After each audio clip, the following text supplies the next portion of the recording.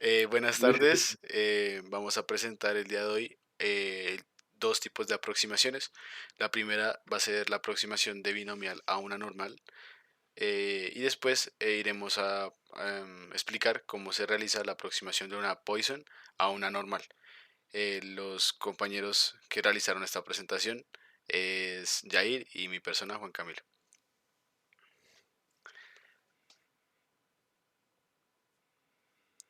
Bueno, no haremos tanto hincapié en las definiciones de una distribución binomial ni una distribución Poisson o normal, ya que estas ya las hemos visto en presentaciones pasadas. Sin embargo, es importante saber y entender bien este tema para poder hacer la transformación. Entonces, como característica principal y primordial que debemos de entender de una distribución binomial es que una distribución binomial siempre se va a realizar con variables discretas. Y además de esto, siempre va a ser una variable de dos posibilidades. Por ejemplo, cuando se tiene una moneda, o es cara o es sello, no es ninguna más. O cuando en cuanto a una decisión, es sí o no. De este tipo de variables vamos a representar la distribución binomial. Siempre son únicamente dos posibilidades. Siguiente. Bueno, aquí la distribución normal encontramos una distribución de probabilidad continua que tiene forma de campana simétrica. Esta es la campana de Gauss. La principal diferencia que encuentra esta distribución normal con la binomial es que la normal abarca todos tipos de datos no enteros, por ejemplo, 1, 1.1, 1.2, 1.3. En cambio, la binomial únicamente se podría abarcar con uno o dos números enteros. Entonces, esto lo distingue y es lo importante que debemos entender a la hora de hacer la transformación. Bueno, ahora sí, ¿en qué consiste la transformación de la distribución binomial a una distribución normal? Bueno, esto básicamente es el proceso, se basa en un proceso de teorema del límite central. Este teorema establece que a medida que aumenta el tamaño de la muestra, en la distribución binomial, la distribución de los medios de esa muestra se asemejará cada vez más a una distribución normal. ¿Qué quiere decir esto? Si se dan cuenta, la distribución normal mayormente abarca muchos datos, ya que abarca los datos decimales. Entonces, únicamente podremos hacer la transformación de una binomial a una normal si en la binomial tenemos muchos datos. ¿Por qué? Cuando veamos, se requiere al menos 30 o más datos en una distribución binomial para poder hacer la transformación. Cuando tenemos los 30 datos en la distribución binomial, podremos observar que en la gráfica vamos a obtener un gran parecido a lo que es la campana de Gauss. Si no tenemos una gran cantidad de datos, pues será muy difícil o prácticamente casi imposible de hacer la transformación. Bueno, ahora procederé a explicar paso a paso la transformación mediante un ejemplo. El ejemplo principal consiste. Entonces dice, un jugador de tiro al arco tiene un promedio de tiro del 60% en aciertos cada vez que apunta al centro de la diana. Este realiza 100 lanzamientos. Ok, entonces primero se elige el tamaño de la muestra n que sea grande. Ahí como les dije anteriormente debe ser mayor a 30. En este caso pues es 100, entonces está perfecto, podemos continuar con la transformación. Usamos la fórmula de distribución binomial que ya la conocemos, entonces como podemos ver ahí aparece 100,06. 06 es porque tenemos el 60% de posibilidades de acierto y el otro 0,4 es porque el restante para completar los 100. Aquí podemos ver que cuando interpretamos eh, la, las probabilidades obtenemos la dicha anteriormente de campana de Gauss y como tenemos los 100 datos podemos representar y observar esto con mayor facilidad. Recordemos que digamos como sabemos que este problema es un problema de distribución binomial porque o aciertas o no aciertas. Entonces, por eso es un problema de distribución binomial. Bueno, ahora, lo crucial para hacer la transformación radica en, primero, identificar la media y la desviación estándar de la distribución binomial. Entonces, tenemos n y p. N es el número de datos, que son 100 tiros, y p, que es la probabilidad, entonces, de aciertos. Entonces, el 0,6 porque es el 60%. Después, en la distribución normal debemos averiguar la media y la desviación estándar. La media multiplicamos el número de datos por el número de probabilidad, que es 60, por la desviación estándar, que usamos la fórmula anterior vista en clase, que es la raíz de n, el número de datos por la probabilidad, por q. Esto sería eh, eh, la media y la desviación estándar que obtendremos. Bueno, aquí en este gráfico obtenemos un ajuste. El ajuste que ya tendríamos la transformación prácticamente con estos dos datos. Entonces la línea roja representa la distribución normal ajustada a la distribución binomial. La binomial son los rectángulos azules y la normal es la línea roja. Sin embargo, puedes avanzar otro.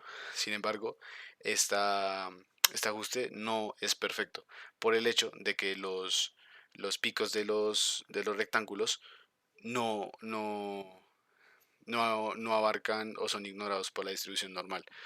¿Cómo se puede explicar esto de manera más exacta? Es porque la distribución binomial usa datos discretos, como les decía. La binomial es 1 o 2, no 1.5. En cambio, la normal sí. Por ello, no es perfecto. Para que sea perfecto o hacer un ajuste más exacto, deberíamos tipificar eh, la distribución. Siguiente.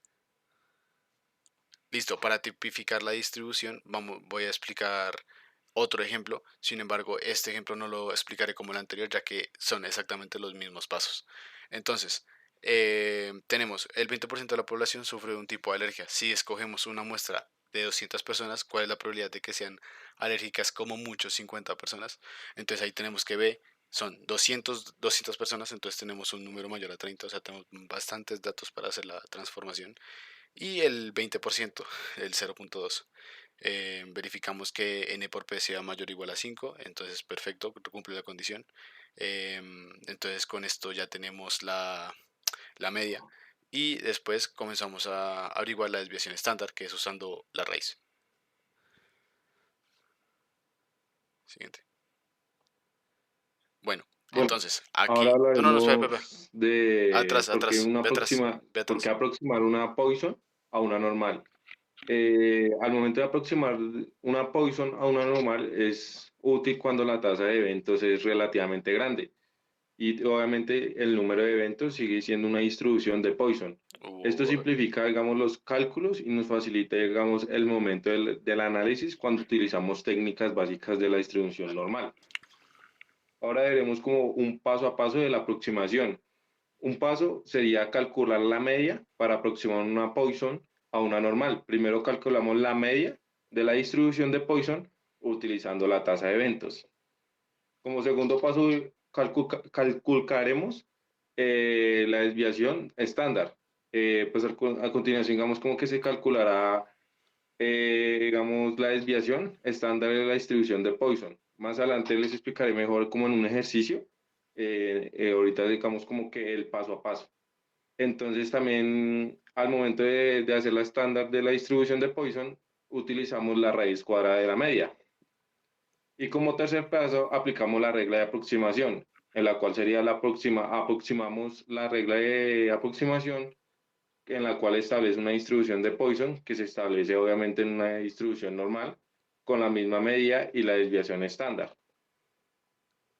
Algunas relaciones entre la distribución de Poisson y la distribución normal. En unas de Poisson vemos que el número de eventos son siguientes en una distribución de Poisson. Digamos, la tasa de medida de eventos es pequeña, la variación es igual a la medida, mientras que en la normal el número de eventos es una distribución normal y la tasa media de eventos es grande a comparación de la de Poisson que es pequeña y la variación es mayor que la media que diferente a la de Poisson que es igual a media.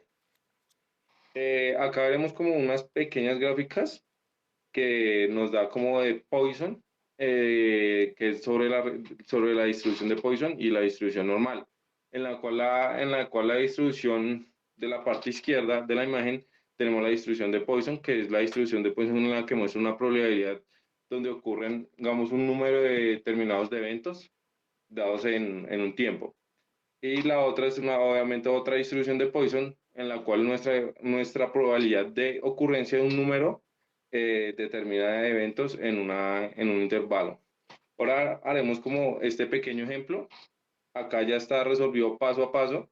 Obviamente ya se los explico mucho mejor. Entonces, el ejemplo nos dice, supongamos que el número de partículas de asbestos en una muestra de centímetros cuadrados de polvo en una variable aleatoria de Poisson con una media de 1000. La pregunta es, ¿cuál es la probabilidad de que en 10 centímetros cuadrados de polvo haya más de 10.000 partículas de asbesto? Entonces, como tenemos una variable aleatoria de Poisson, lo primero que debemos calcular es lambda. Para nuestro problema, el planteamiento nos dice que tenemos una medida de partículas de asbesto por centímetro cuadrado, pero digamos nosotros vamos a evaluarlo en 10 centímetros cuadrados. Entonces tenemos un lambda de 10.000, que sería la medida de 1000 por centímetro cuadrado, multiplicadas por los 10 centímetros, que nos daría una media de 10.000 partículas de asbesto por cada 10 centímetros cuadrados. Y lo cual nos preguntan es la probabilidad de que muestra variable aleatoria sea mayor de 10.000.